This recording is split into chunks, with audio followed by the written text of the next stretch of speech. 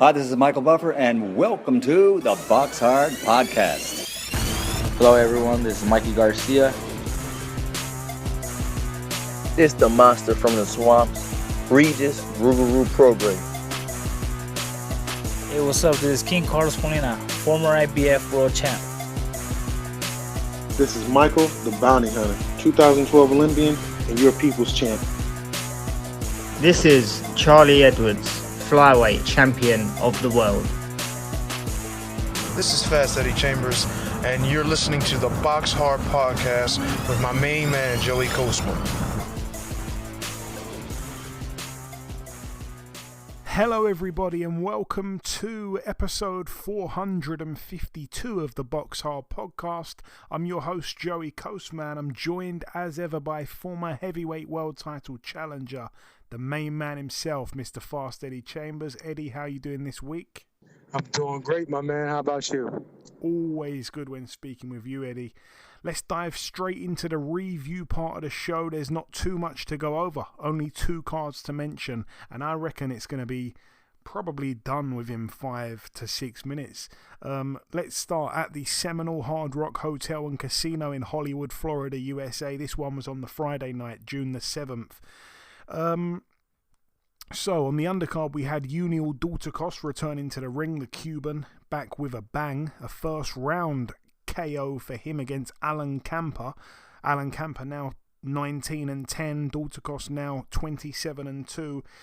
Good to see him back with a bang, really. I think I said it on last week's show that at one stage in his career, the Cuban was, he was active. He was beating good guys. He was actually getting fights that he wanted. And he's just been very, very inactive, fighting like once a year, sometimes not even fighting at all in a calendar year. And it's just a real shame because I think he probably got paid quite well for being in the World Boxing Super Series. But, that money dries up, and he was always good enough to give anyone really at cruiserweight a real run for their money. And yeah, it's just a shame he's been a bit inactive. I don't know how old he is at the moment, but it's kind of now or never if he is going to try to, make another splash, really. Also on the card, we'll be speaking to this man a little bit later on, in a few minutes' time, really. Blair Cobbs moved to 17-1 with a draw, a unanimous decision over 10 rounds there at welterweight against Adrien Broner, now 35-5 with a draw. Blair Cobbs got the knockdown as well in round 2 over Broner. Really good performance from Blair, Eddie. I'm sure you'll agree. I don't know if you saw any of it at all. You probably didn't, but yeah, really good performance. He went in there. I think we touched on it last week again. We felt that Blair, just being as active as he can be, throwing way more punches than Adrien Broner likes to throw. He can just be outworked. As simple as that, Adrien Broner. I think as he's gone up in weight, he's given away some of those advantages that I think he had down at the likes of, lightweight and stuff. And I think, those advantages are gone now. I think his discipline has let him down. I don't really think he should be fighting as high as welterweight, and he's getting in there with true welterweights and stuff like that, and just being outworked by younger, fresher, fitter guys. And it's great that both men made the weight. I didn't think Blair would have a problem with that, but nice to see AB make the weight.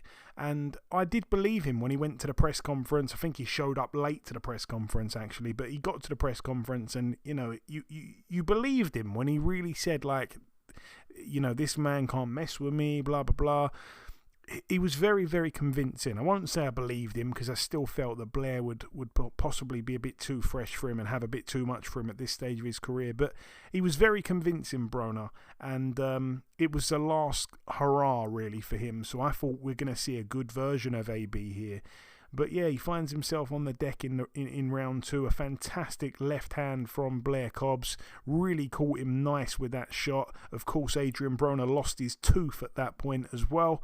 And then wind up finishing the fight with a fractured elbow and I think a torn shoulder.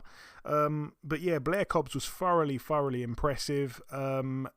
Interesting point when he actually dropped Broner, because Broner got back up and probably finished the stronger of the two. Even in that second round, he really went on the hunt after he got back up. He let everyone know he certainly wasn't ready to go anywhere, and obviously didn't go anywhere. But yeah, very, very tough man, no question of that at all.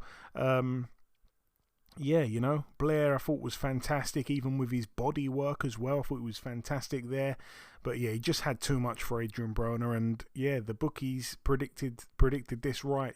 AB was about just under 3-1 to win on points, and it was a landslide victory in the end on points for Blair Cobbs. And we will be speaking to him in a few moments. So yeah, keep it nice and short, Eddie, and we'll move on. I didn't see much of it, truthfully, but from what I did see, it went exactly how I would have expected it. Like you said, Broner's just not really a busy guy. And even at the height of his career, he wasn't super busy. He was just really accurate, and he put a lot of pressure, and he would use his size at 135 and his skill, or at 130 or 135, or both, and skill together. And it was just tough at that weight. But as he moved up, just not the same. And then also, I just think his mindset kind of got too ahead of itself. You know what I mean? And I said this before. He wanted to be Floyd Mayweather, at that high level before he even really was Adrien Broner. And I think that's the problem with him and what it derailed his career. Not to say derailed his career. I think he still made some money, but it's what I think he lost out on some years doing. So yeah, it's unfortunate, but Blair, kind of like I said, what we expected. It's a little bit too fresh, too fast, too much activity at this point in his career. And I would definitely love to see Blair in some interesting fights upcoming. He's got a lot of mouth, which is nice for people to focus on. It depends on who he's fighting, but it's gonna be really interesting the build up to the fight. So yeah, I'm looking forward to what he does next.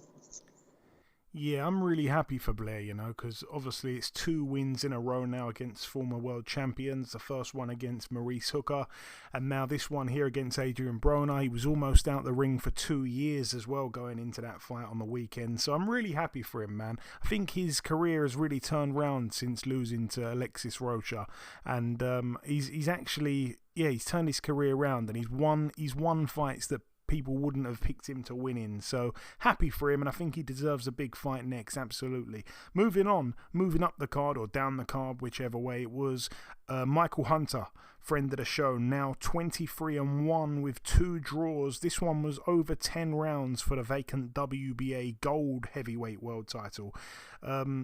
So yeah, it was supposed to be for the interim WBA world title, end up being for the WBA gold, and it moved from a 12-rounder to a 10-rounder, I believe. But anyway, whatever. In the other corner, Cassius Chaney, another friend of the show, now 23-2. Michael Hunter with the unanimous decision over 10. Yeah, another massive weight difference here. Michael Hunter came in at 220. Cassius Chaney came in at 262.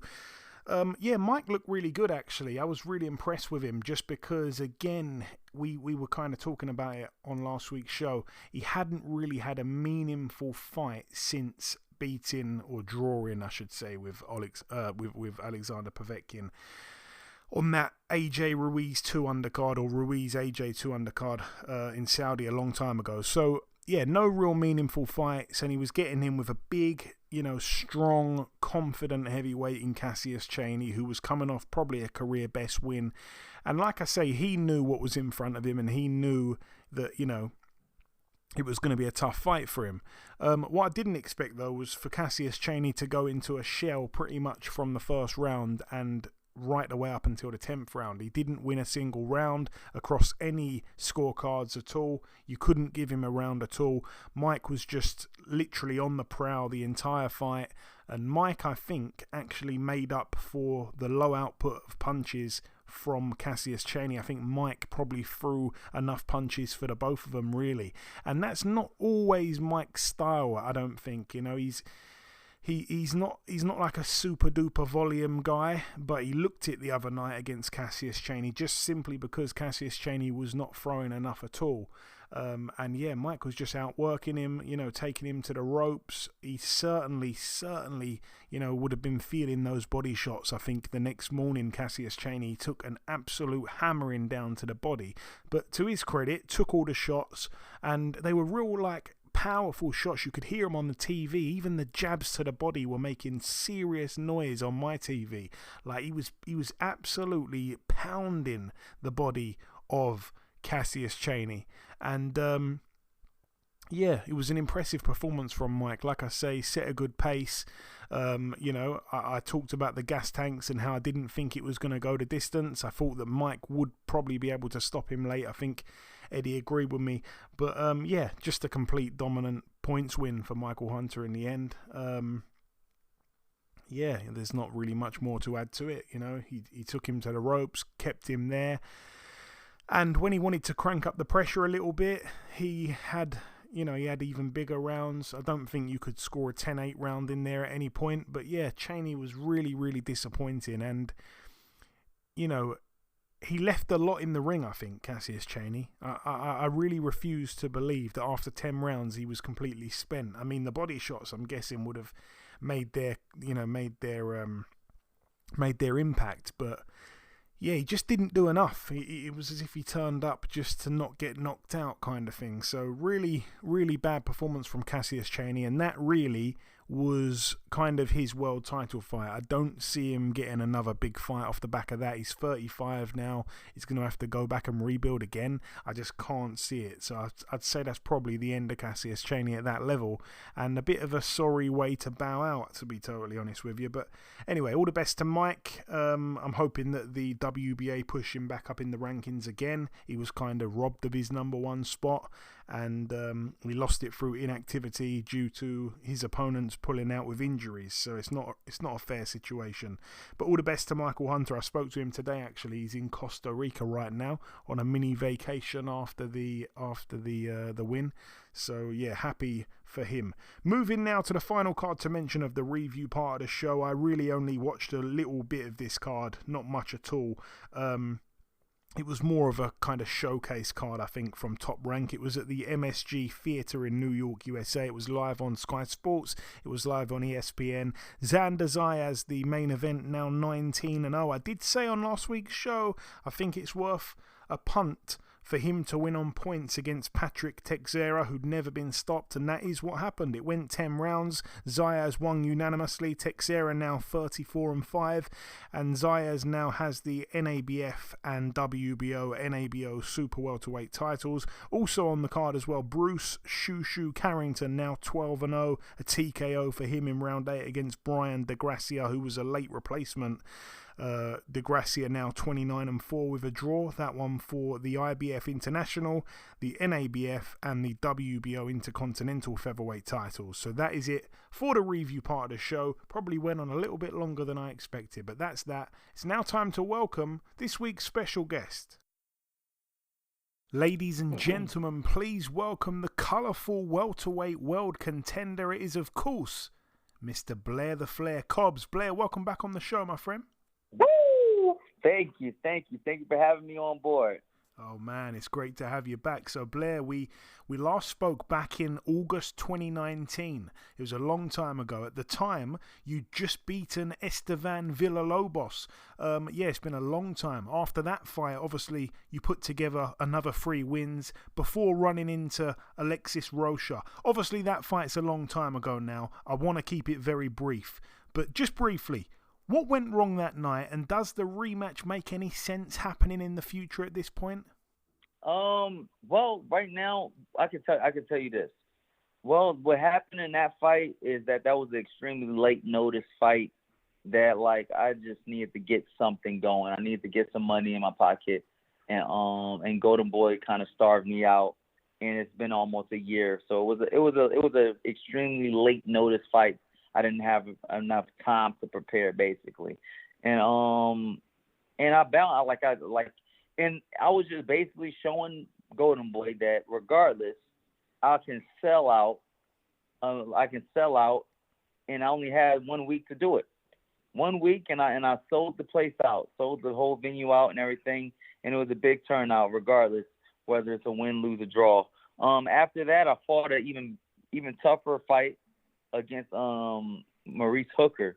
They didn't really expect me to win that fight, so like after I won that fight, I couldn't get nothing after that. They just wanted to just time me out, because obviously I was gonna go for their other guy, which is Virgil Ortiz. They promised me Virgil Ortiz after Maurice Hooker, but that was under the circumstances that I probably wasn't going to win, or I was going to just barely make it out of there. It didn't go as they thought. So what ends up happening, I went on a 2-year layoff, and then I had another big fight against Adrien Broner. Yeah. The fight. The rematch. Blair, you're going too fast for me, Blair. Yeah. I just wanted to say. Go on, Blair. Go on. Go ahead. Okay, the rematch with Alexis Rocha probably wouldn't make sense off of the simple fact that I already fought 2 major fights that were better than him.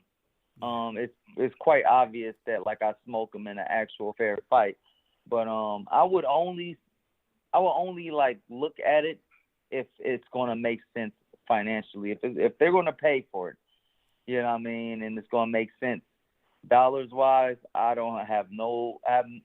not mind going ahead and getting that payback and go ahead and put them in an early retirement. But that's just what it is right now. Right now I'm looking to bigger and better, exciting fight. And look, I didn't even have a tune-up. I went straight into it after a 2-year layoff. And I felt like I did pretty good. Yeah, we'll get to that in just a sec. Yeah, I'm glad that you touched on the Maurice Hooker fight. I actually thought you boxed unbelievably well that night. You were so impressive. And obviously, as you touched on as well, you were almost out the ring for 2 years till you stepped in Florida the other night against Adrien Broner. I felt that you would win the fight, but I was also a little bit worried just about that potential ring rust and if you'd be able to box just as disciplined and as controlled as you did against Hooker. And again, you were excellent the other night. You said you think you did pretty well. Talk me through the fight, my friend. Well, I had an excellent training camp. I did everything that I could.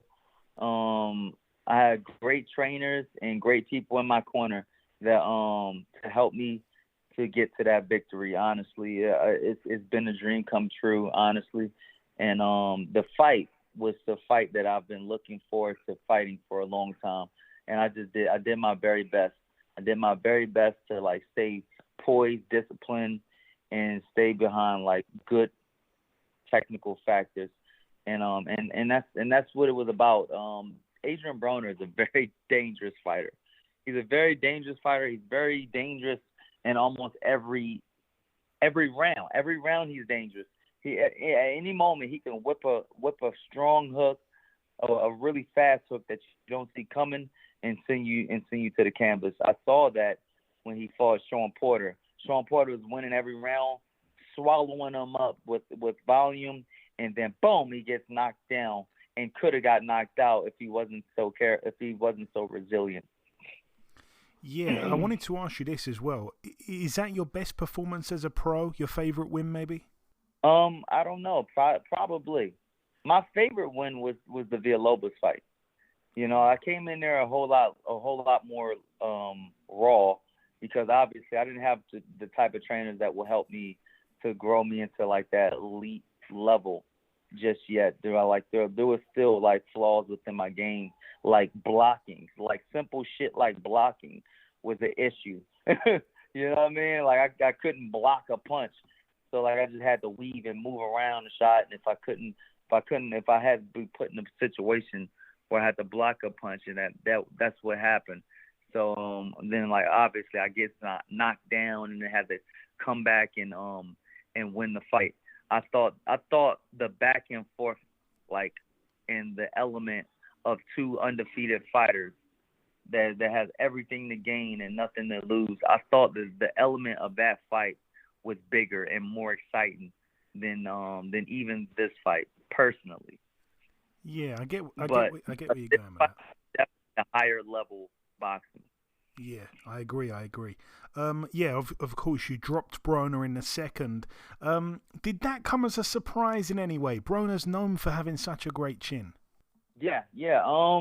Well, the type of punch that I throw, like, I'm not surprised when I knock anybody down or out with that shot, because I've heard a lot of people in training, even what like in training with that shot and things like that.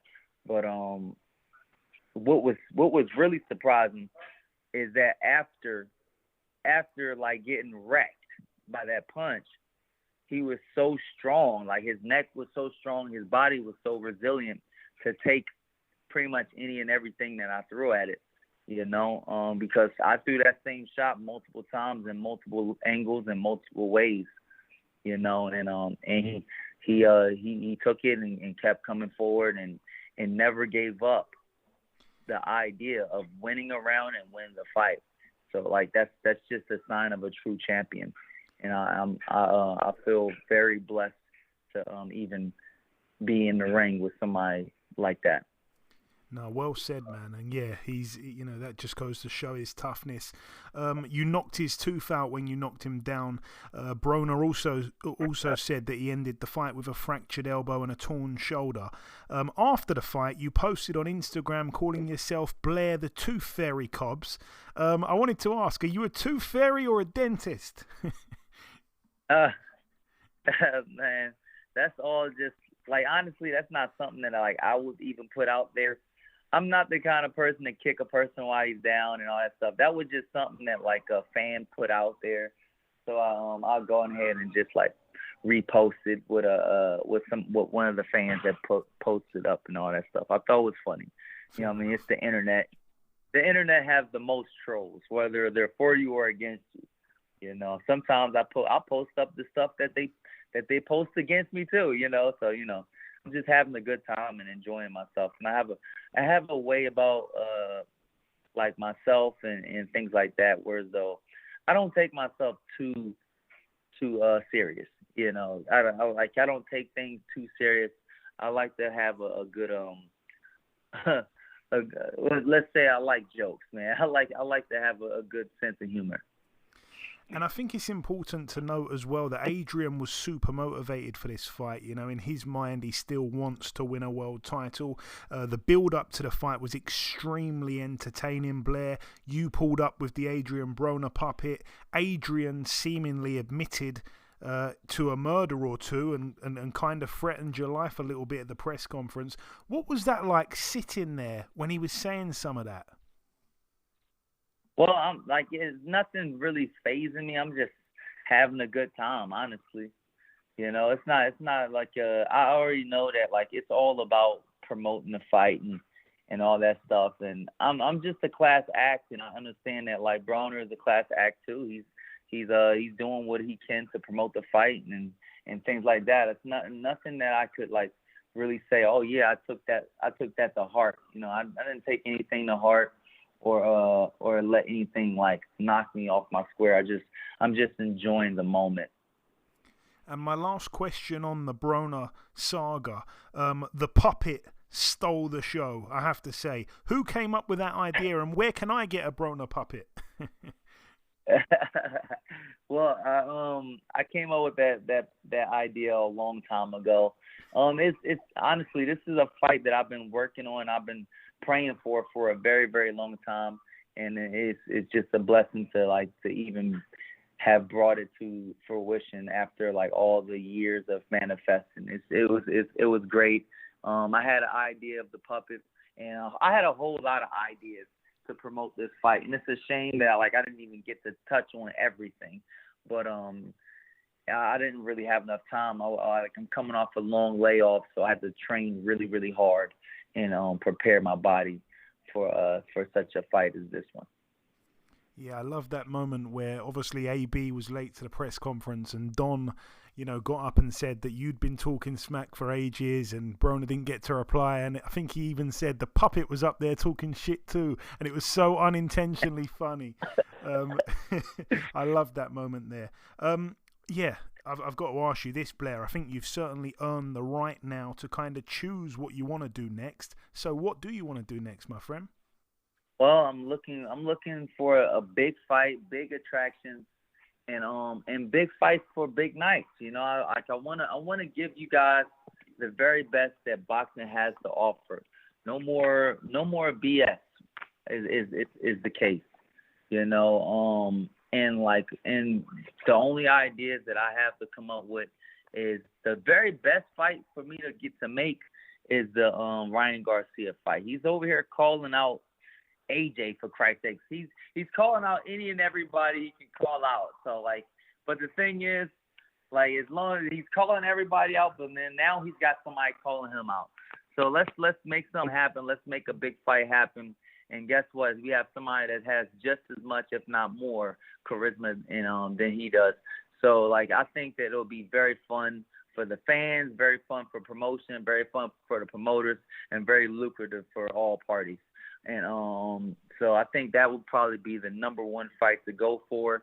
And then also we have Manny Pacquiao, Keith Thurman, and Conor Benn as possible fights that we can make. So that's what I'm looking at right now. I want to make these big fights happen. And I want the fights that the fans are going to tune in and see and have a great time with. We need to bring back the fans that are they're the fans that don't know that they're fans yet. I want to bring back the fans that got tired of boxing and went to slap fights and UFC fights and all of these other avenues. They just picked all kinds of different types of sports just because boxing is not what it was supposed to be. We don't have what boxing was supposed to be. These type of entertainers in boxing don't exist until Blair or Flair. Well, I have to agree with that, and I love those names that you mentioned. I think yourself and Ryan Garcia will be amazing for the build-up. I want to ask you this as well. Conor Benn will be a great fight. A great fight for the people. You know what I mean? Yeah, I agree. I want to ask you this question as well. I'm intrigued to see what you say here. Obviously, you grew up in those Philly gyms, Blair. What's your take on Jaron Ennis? I think that he's a terrific fighter that haven't really proven himself on a certain level. And the only certain level is just what happens when you actually get hurt? What happens when you have to face real adversity? He hasn't really faced adversity since he lost to another southpaw and Gary Russell Jr. And that was in the amateurs. So I would love to see what happens when he's actually tested, tested against another high-level fighter. And we just haven't really seen that. He's so great at what he does that we really haven't seen him get in there and fight somebody that's got him. I would love to see what happens when he actually gets hit. Honestly, the same shots that hit Adrien Broner and Maurice Hooker, he will fall victim to those same punches. I wonder what happens after.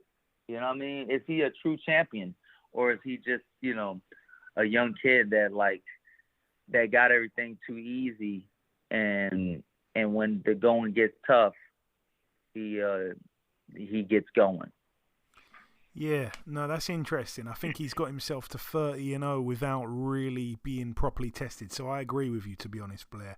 Yeah, he's very, very comfortable in that ring because of all of those circumstantial fights, but also he's never really faced any real adversity. And then you have somebody like me that's faced a whole lot of adversity to a point where as though I'm far more prepared than he is. And the thing is, if he faced somebody like that's far more prepared than he is with adversity and then have the ability to beat him, I wonder what happens next. And then even this, what happens after he loses? If he was to get in there and things didn't go his way, what happens after? You know what I mean? Does he rise to the occasion to fight an even better and bigger fight like Flair, or does he just fall to the wayside and disappear like so many other fighters? Yeah, we'll have to wait and see.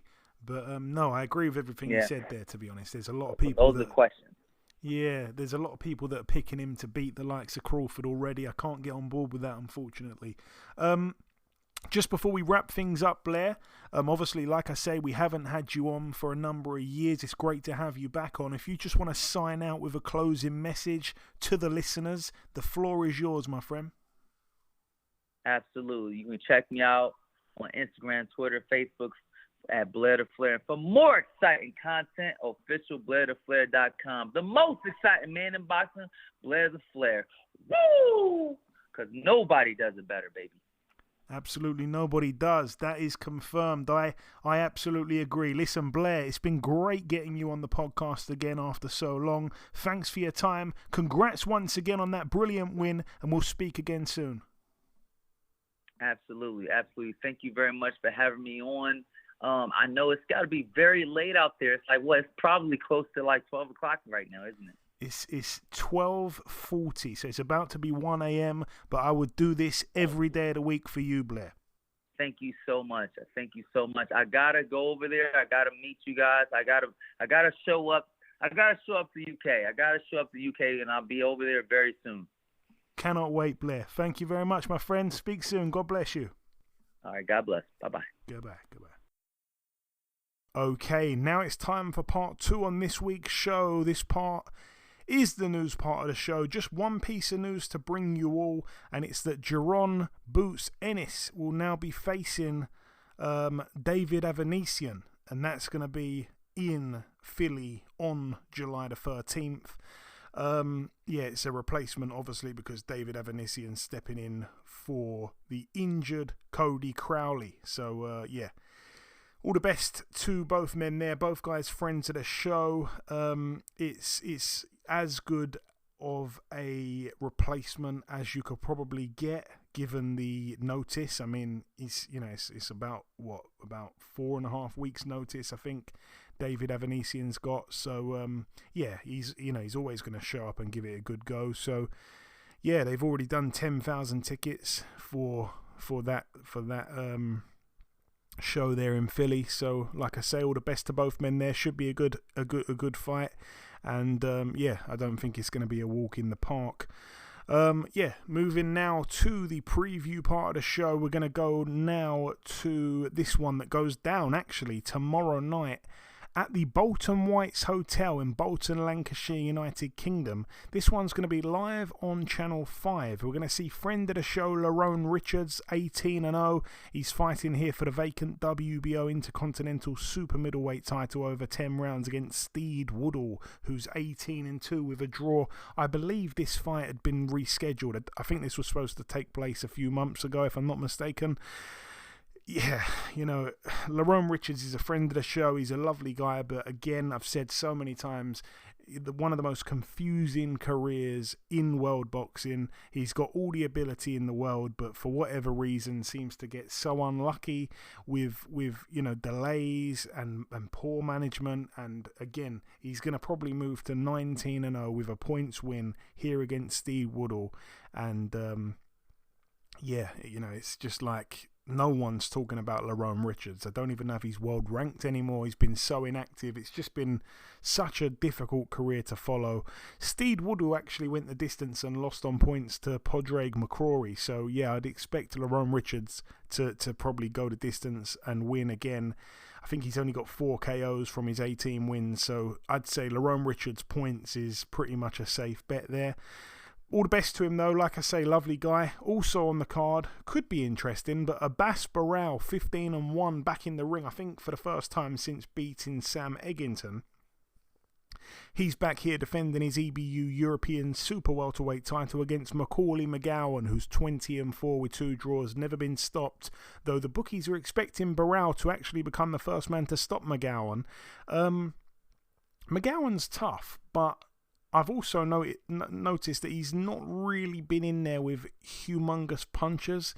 So I'm wondering if Barral will be, a little bit a little bit too accurate, really, I think, rather than powerful for McCauley to be able to stand there for 12 rounds. But I would still, if I was pushed back, Barao to win on points. But I get what the bookies are thinking there, but I still think that, you know, the odds on Barao to win on points are very, very good, actually. What else do we have? We're going to move now to the Coliseo Juan Albin Cruz Abreu in Manatí, Puerto Rico over here. This one's going to be live on DAZN. It's a Matchroom Boxing card. There's only really one fight to mention, and that is the main event. It's a homecoming for the IBF World Super Lightweight Champion, a man that you're a fan of, actually, Eddie. Subriel Matias, 20-1 with 20 KOs. He's back in the ring here. Always good to watch him fight.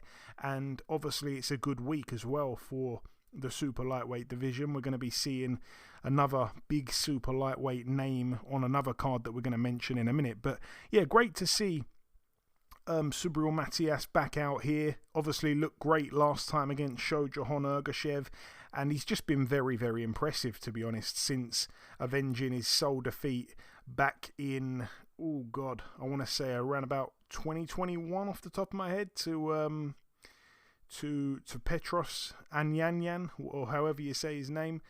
So yeah, he's been on a bit of a run since then. He gets in with Liam Parrow of Australia, who's 24-0, Liam Parrow. Very confident southpaw. Like I say, a lot of people from that part of the world really tip him for big things. He's coming off a win last time out against Montana Love. He went to San Francisco and stopped Montana Love in 6 rounds. You know, I think Montana Love's a little bit chinny. And before that, stopped Brock Jarvis in just a round. So he's been in some cracking form. But, you know, again, it's not really at this level at all. I would expect Matias to stop him, but it could be interesting because I think that Liam Parrow's a smart little boxer. But like I say, should be interesting. Great to see Matias out once again.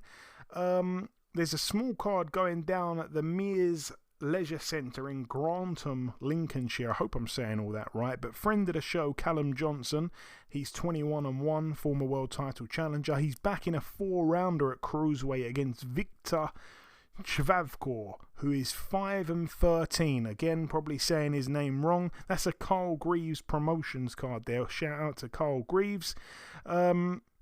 Moving now to the Selhurst Park football ground in Crystal Palace. I cannot believe they're actually doing a boxing card here. A few of my friends are going.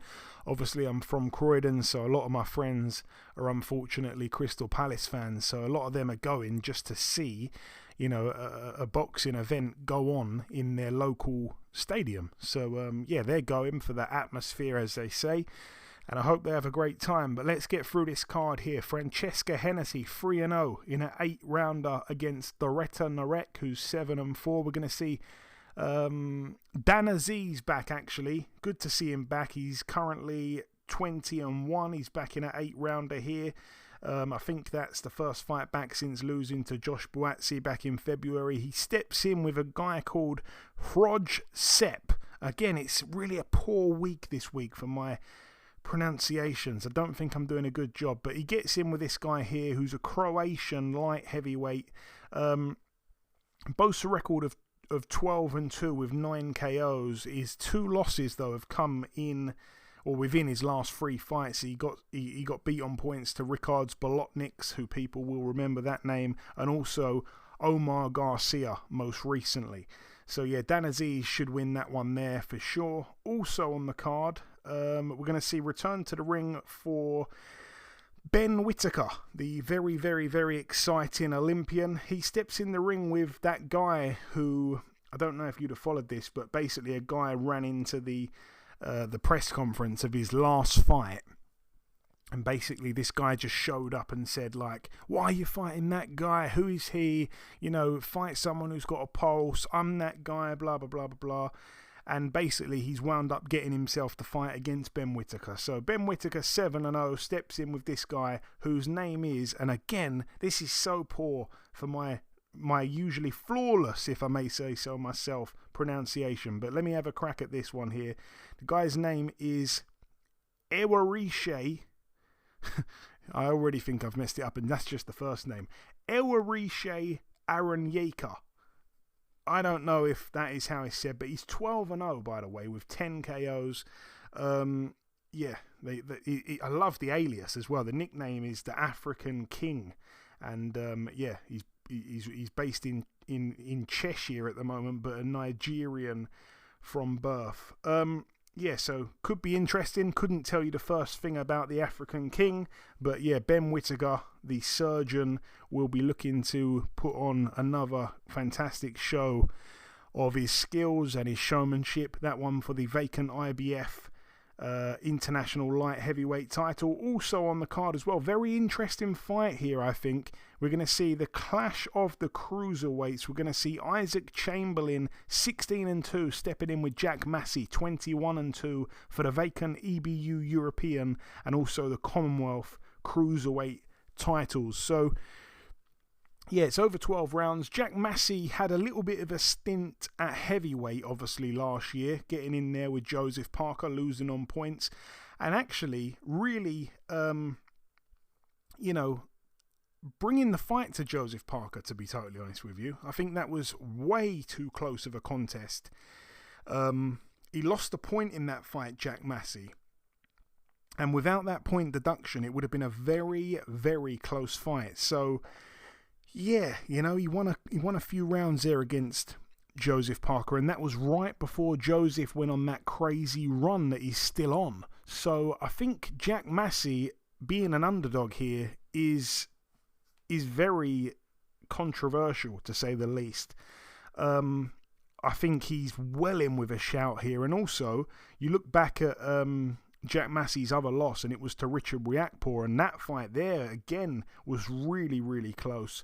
And yeah, there was a controversial knockdown in the 10th round, which wound up kind of costing Jack Massey the fight. And again, I don't think it should have been actually a knockdown. So yeah, his losses have been quite controversial and close. And as for Isaac Chamberlain, again, another friend of the show, but another guy who's had somewhat of a frustrating career. It's been full of stop-start. It's been full of, inactivity.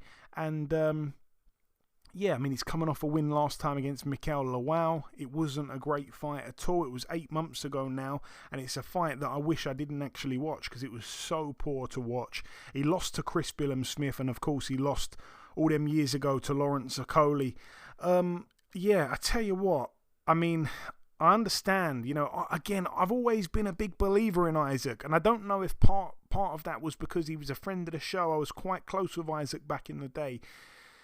I think he's a skillful boxer. He's a tidy boxer. He's good. I think he's got a good chin. He's got tons of heart. I don't think he punches very hard. That's always been his kind of weak point, but I just don't know. This is a great, great fight here, and Jack Massey's in great form as well. Like I say, his losses have been controversial, and they've been to better men, by the way, than Isaac Chamberlain. So yeah, now I think about it, I mean, this fight here, my pick would be that it goes a distance, which I think's about 1-3, which isn't fantastic, but I still think that's, I cannot see a stoppage here. So I'd say that's free money. So again, I like the price on that 1-3, and I also like the Lerone Richards points win as well. Which again, you put these together, things are starting to add up now with the odds there. So yeah, I'd say that's going to happen. But yeah, Jack Massey to win on points has been hammered in a little bit. It was over 3-1 at one point. Now it's just over 2-1. So, yeah, it's been, there's been some money going on Massey, and it should have never been 3-1 for him to win on points. Again, Isaac Chamberlain's output sometimes can be low. Jack Massey can nick rounds there, I think. So it's an interesting fight. I cannot wait for that one. That, in some ways, is the fight I'm most looking forward to. And not many people say that about an Isaac Chamberlain fight. No knock to him, but, he's got to be in there with an exciting fighter, I think, to for us to see a good fight, because it's not always pretty watching him, and I mean that with all the respect that there is. Like I say, he's a friend of the show, got a lot of love for Isaac. And the main event, of course, that rematch between Chris Billum-Smith, the current WBO Cruiserweight World Champion, 19-1, stepping in with Richard Riakporhe, 17-0. Another really interesting fact here for me is that they're expecting Richard Riakporhe this time to stop Chris Billam-Smith, and I'm not entirely sure what on earth that is based on. I want to quickly have a little look at the odds here. Riakporhe to win by decision is almost 2-1. It's actually 15-8. So almost 2-1 there for him to win by decision like he did last time. You know, I just don't understand why, for whatever reason, they think this time it's going to be a stoppage. Chris Billam-Smith hasn't been stopped at all. I will admit that in his last few fights, there's been a few shaky moments, not in terms of him getting knocked out, but in terms of him, like, losing a bit of a step, you know? I just want to kind of refresh my memory on that. Yeah, you know, didn't look good against Matthias Masternek. I think, again, I didn't think he looked... Well, I don't want to knock him for the Okolie performance. I've always said that I think it was Okolie being that bad that made Chris Billam-Smith look that good. But, yeah, I don't know. I'm confident in Richard Riakporhe to win the fight, but I just don't understand why they think he's going to stop Chris Billam-Smith. I do think Chris Billam-Smith has got much better since that fight he had with Riakporhe, which was back in 2019. It's been a long... almost 5 years now, to be honest. I think it's 1 month away from being 5 years. So, you know, he's done a lot in that time, whereas Richard Riakporhe hasn't done too much at all. He's been quite inactive, but again, hasn't really fulfilled his potential. Yeah, Riakporhe for me, probably on points. So, again, I think that's a really good price, 15-8. Again, keep it sensible if you're gonna back any of these. That one there, obviously, I'm not entirely sure on, but I do think Riakporhe wins, and I think Riakporhe just to win the fight by any method is 4-9. So again, these will all add up. Yeah, that'd be my pick. I think Richard Riakporhe just to win. What else do we have? We're going to move now stateside to the. We're gonna actually go here to. We've got 2 cards to mention, but let's go here to, this one's on Saturday night at the Boeing Center at Techport, San Antonio, Texas, USA. One fight to mention over here, friend of the show. We interviewed him years ago. Hector Tanahara, 21-1 with a draw. He's back in a 4-rounder at lightweight against Frank Brown, who's 3-3 with 2 draws. All the best there to Hector. And now the final card to mention, Eddie. It goes down at the MGM Grand in Las Vegas, Nevada, USA. It's going to be live on Amazon Prime Video pay-per-view. It's a fantastic card. I'd really have to say that. I know that I think as boxing fans, we're having to suffer way too many pay-per-views. It seems like there's a pay-per-view every few weeks. But this is a great, great card. And it's full of guys that are friends of this show. We've had many guys on this card on the podcast in the past.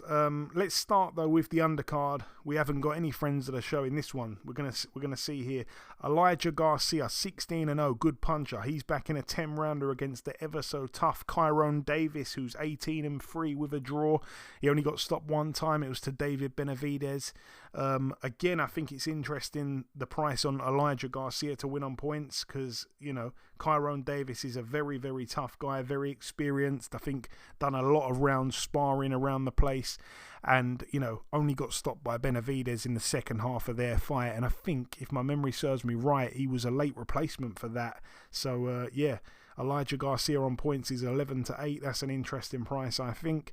Also on the card, return to the ring for Mark Magsayo. He is a former world champion, 25-2. He's back here at super featherweight, so a new weight for him.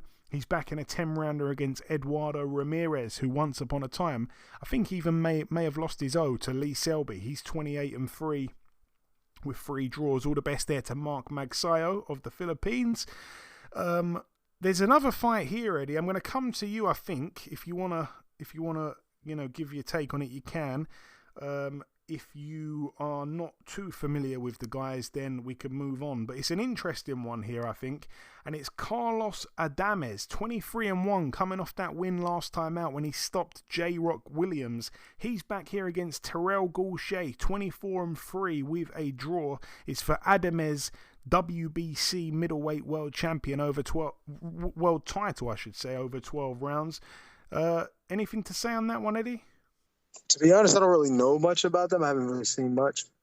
Okay. I definitely, I do. I remember the one kid that beat J-Rock. but I didn't get a chance to see the fight. So I do actually want to see him. And obviously, since they're going to be on this big card, I think I'm going to take a look. Yeah, no, absolutely. No. Adames is a little bit famous for having, I think he's got something like 49 siblings. I think his dad's a farmer in the Dominican Republic, and he's got like, literally, I'm not even joking, I think he's got about 49 or 50 siblings, a mixture of obviously brothers and sisters. He comes from a humongous family. His dad is a very busy man. But no, yeah, that's crazy, right? But no, he's a good fighter. Been in there with some good fighters. Patrick Teixeira, Sergei Derevianchenko beat him. J. Rock Williams managed to stop him. Juan Macias Montiel as well. He stopped him in just 3 rounds. Montiel, as we will remember, got in there against Jamal Charlo and lost on points, so went 12 rounds with Jamal Charlo, but obviously Adames stopped him in 3 rounds, so that was quite impressive. But no, Adames is a good solid fighter, and his loss once upon a time to Patrick Teixeira was a bit of a shock actually. I don't know what that was about, because I would have expected him to beat Teixeira, but again, it was a close fight. A very close fight in which he was knocked down, and that really cost him the fight on points in the end. But he gets in with Terrell Gausha, who's always been a tough guy. Obviously, former Olympian, 24-3 with a draw. He's the friend of the show. We had him on a few years ago. But yeah, never been stopped, Been in there with Erislandy Lara, lost on points to Lubin, lost on points as well to Tim Tszyu back in 2022. He had Tim Tszyu on the deck, though, in the first round. He's always been a very solid fighter, but again, can't understand why the odds are, or the bookies, should I say, are expecting Adames to stop him. I just can't see that one at all. So again, I think my pick for this, rather than a decision win for Adames at 13-10, I'd probably go with the fight just simply to go the distance. And also, Terrell Gausha never in a million years should be 9-1 to win on points. No way. And I understand that obviously Gausha is more of a 54 fighter, and it's I think his second fight at the weight. I understand that. That's probably the one thing that goes against him. But, he's a good fighter, always has been. What else do we have? We've got this one here for the WBC Interim World Super Lightweight title. We had him on, I think, 2 weeks ago. Gary Antoine Russell, 17-0, stepping in the ring with former world champion, the undefeated Alberto Puello, who I think served a ban maybe last year or the year before. So yeah, should be a good fight here. Gary Antoine Russell, really, really, really interesting character. He told me a story on the podcast when we had him on 2 weeks ago, Eddie. And I don't really swear on this podcast, but I have to actually swear here to tell the story properly. And he talks about his father, of course, which I'm sure many people will know. Gary Antoine Russell is part of that Gary Russell family, so of course his dad's name was Gary Russell Sr., and all of his brothers are also named Gary. But yeah, Gary Antoine Russell, he told me the story where he said, once upon a time my dad told me a story before he passed away about these bulls and these cows. So he said, so basically there's an old bull and a young bull at the top of a hill, and they look down the hill and there's a whole herd of cows. And the young bull says to the old bull, wow, look at all those cows. Let's run down there, grab one of them and try and fuck it. And the old bull says, nah, let's walk down there and fuck them all. And basically decided to tell me this story because he feels that it just basically translates to everything is timing, and getting the timing right, especially in boxing, is so important. I don't know if you've ever heard that story before, Eddie, but listen, he told it, and I'm not going to argue with him. Yeah. I heard that. I heard you tell me that. I think you told me that before, but that's a hell of a statement to make. I mean, yeah, it's a little crazy, and to use bulls and the cows and fucking them, but the point was well taken, and if you could read between the lines, makes a lot of sense. You know what I mean? Everything is timing, and everything, especially if you think in sports and boxing in particular as a sport, you have to understand the timing. And, that's timing with punches, also timing with fights, also timing with rest. Everything is timing. And if you can understand it, and like I said, read between the lines, you'll realize how great of a statement that really is, if you can, but not everybody can. Well, there we go. Gary Antoine Russell, obviously 17-0 with 17 KOs. Probably, the best fighter at super lightweight, dare I say, that doesn't have a belt. This is another step in the right direction for him. Like I say, it's for the interim WBC, and if he wins this, then he should be in line to fight Devin Haney. What a mouth-watering fight that'd be. I think that's the right division. I sometimes get confused myself, but let's move up the card once again. This is an interesting one, Eddie, and I'm going to come to you for this one. It's for the WBC Interim Light Heavyweight World Title over 12 rounds. 28-0 friend of the show, David Benavidez, steps in the ring with another friend of the show. In fact, this has actually caught me off guard. I'm sure we had him on. I think both guys are friends of the show here. We had him on back in 2019. That's right. Alexander Gvozdyk, 20-1, aka the Nail, as I should say, if my English was correct. But yeah, the Nail back in action. Obviously, suffered a loss to Artur Beterbiev. I think we had him on around that fight there. And he took a few years out the ring, come back. He's looked pretty good since then. I think he took over 3 years out the ring, come back with 3 nice wins since then. And he steps in here with David Benavidez. At one point, he was a fantastic fighter, obviously, Eddie, wasn't he? Put Adonis Stevenson in a coma, and boxed Beterbiev. A lot of people, saw that as a 50-50 fight. It was a great fight until Beterbiev stopped him late on. But, David Benavidez here up at 175. It's interesting. Yeah, this is a hell of a fight here. I remember him being in there with Beterbiev. And at times you can see his skill, his boxing IQ, all of those things. I mean, you could just see what he was doing. It's just Beterbiev, man. His power and his understanding of how to utilize it, and his understanding of range and how to put people in such a bad spot and keep them there and just put them in position to be hit by those thudding shots. And him, he's just strong.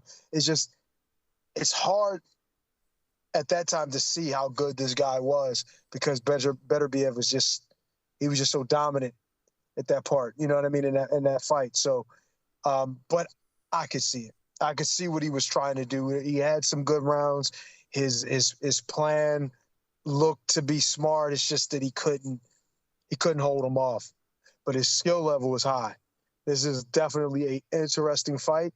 Of course, Benavidez is, he's that guy, especially at 168. But I haven't really obviously seen him at 175. But I just think it's going to be more of the same. Although he's not Beterbiev with his power, he still has a great deal of power, as well as pressure and pace and combination. He punches in combination. He's very generous with his punches. So it's going to be tough for this guy to keep him off and to try to box him. But it's going to be very interesting, as a style clash and how it's going to match up and who's able to really, get their point across first. I would think Benavidez probably either late or by decision, but very, very interesting fight. I'm actually really excited about seeing this one. Yeah, I've got a sneaky suspicion it might go late as well. Obviously, Benavidez coming off that win last time against Demetrius Andrade. Yeah, that's the thing about Benavidez. He truly is one of the most exciting fighters in the world with that pressure. He's relentless, he's so strong. He punches with all the punches in the book. He's such a good fighter, man. I would love to see him fight Canelo. That's the fight I think the whole boxing world wants. But yeah, don't go nowhere, Eddie, because I'm coming to you again straight away here. The main event and the final fight to mention of the preview part of the show. We're going to see it here. The main event, like I say, Gervonta Tank Davis, 29-0 with 27 KOs, defending his WBA lightweight world title against Frank Martin, 18-0. Both guys southpaws, both guys undefeated. I think there's no question really, Eddie. Frank Martin's a good fighter, a good, talented fighter. I don't want to say that the opportunities come too soon for him, because that's probably the wrong word, but I don't know. We were talking about timing a moment ago there. I don't know if the timing's all right. I think Gervonta at this point is such a good fighter. I think his resume could be better, Gervonta, in all honesty, but I just can't see past a Gervonta Davis win here on the weekend. That's just my take on it.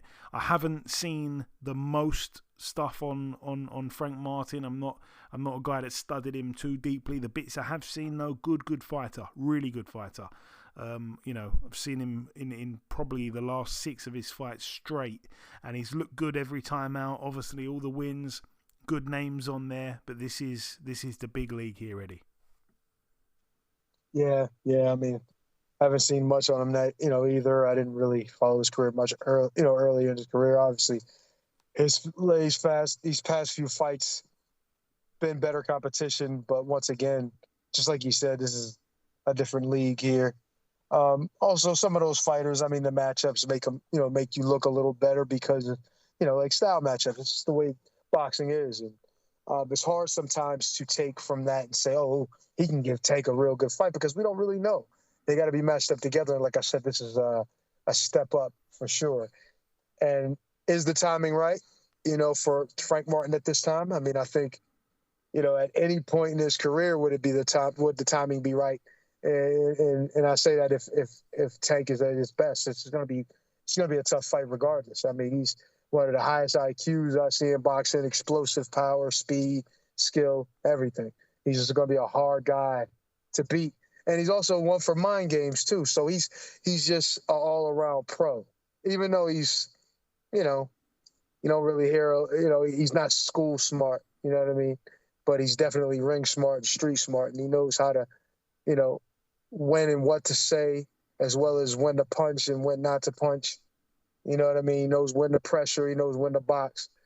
Kid, he's got a lot going for himself, and it's going to be really tough for Frank Martin to get in there and really upset the apple cart.